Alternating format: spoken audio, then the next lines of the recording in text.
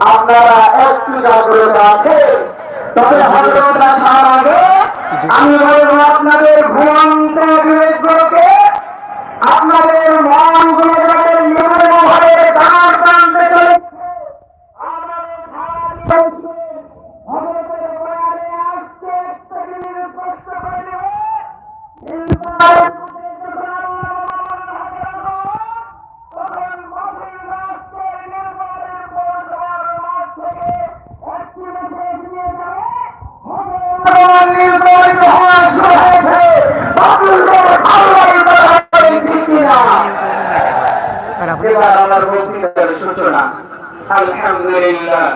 الحمد لله وحده